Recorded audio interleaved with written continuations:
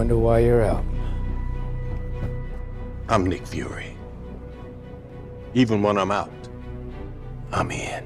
Hello guys, welcome to MStream. Ano-ano kaya mga nalagpasan mong detalye, Easter eggs at MCU connections sa Secret Invasion Episode 2?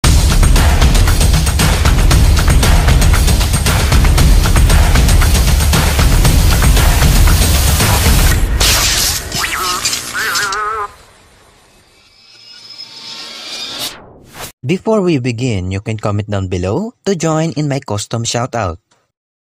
Nagsimulang episode na ito sa pagbabalik tanaw sa taong 1995 kung saan ito rin yung taon kung kailan nangyari ang solo film ni Captain Marvel. Malalaman din natin dito ang unang pagkikita ni Gravik at Nick Fury. He escaped from behind enemy lines, piloted a ship all on his own.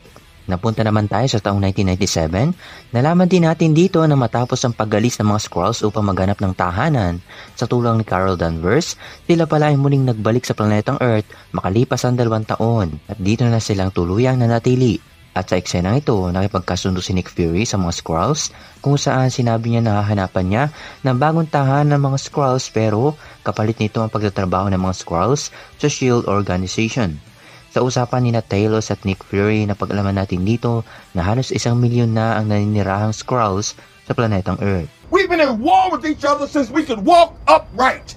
Have you lost your reptilian-ass mind? Sinagot ito ni Talos. What happens when the host disappears? Huh? Because you were gone. Makikita natin dito ang ilang world leaders at newscasters na isa palang Skrulls at alagad ni Gravik na nangyari rin sa comics. May kinig muli natin ang team name na The Avengers. And what happens if the Avengers return? Na nangangahulugan na nariyan pa ang grupo nila sa paligid, ngunit kailangan lang nilang magkasama-sama muli. At dito na natin nakita ang imbensyon ni Gravik na isang makina na kayang kopyahin ang mga kapangyarihan ng isang superhero o supervillain upang makagawa ng Super Skrull. Sa comics, ang mga Skrulls ay gumawa ng genetic experiments para makopya ang mga kapangyarihan ng Fantastic Four at makalipas pa ang ilang taon, nakopya na rin nila ang ilang kilalang superhero. Samantala, balikan natin si Rhodey na sa tingin ko ay isa ring Skrull. At sa unang pagkakataon, nagkaharap sila Nick Fury at Rhodey. Men who look like us don't get promoted because of who our daddies know. Sinabi ni Rhodey na alam niya ang tungkol sa mga Skrulls at bigayan ang dalawa ng kanilang komento. We get them in a fight with the Skrulls and next thing you know, they find themselves duplicated and turned into terror. Every ounce of power we wrestle from the vice grip of the mediocre Alexander Pierce. Si Alexander Pierce na huli nating nakita sa Captain America, The Winter Soldier.